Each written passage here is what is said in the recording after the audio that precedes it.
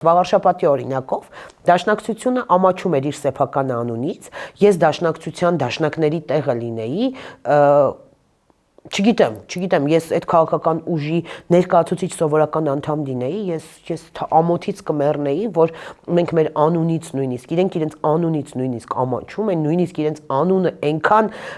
անընդունելի է, այնքան խայտառակություն է հասարակության համար, որ իրենք դաշինքների անվան տակ քողարկում են։ Որտեւ մենք վաղարշապատում կոնկրետ տեխնացուի համար, որ ասում ենք դաշնակցական, իրենք ասում են, բայց ինքը դաշնակցական չի, ինքը էսի, ասում ենք ընկերներ, այդ անունը թաքնված է դաշնակցական կուսակցություն, ներկայացված է, իրենք այնքան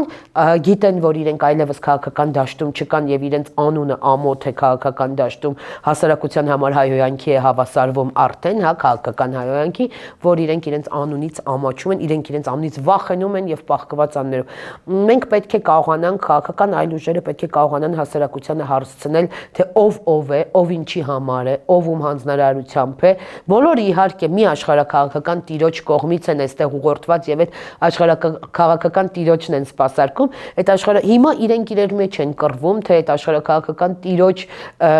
ընտրյալը, հա, տեխնացուն ով է լինելու իրանցից։ Առնվազն այս պահի դրությամբ դեռ Ռոբերտ Քոչարյանին եմ տեսնում, հետագայում կհասկանանք, թե ինչ է լինում զարգացումները, բայց նաև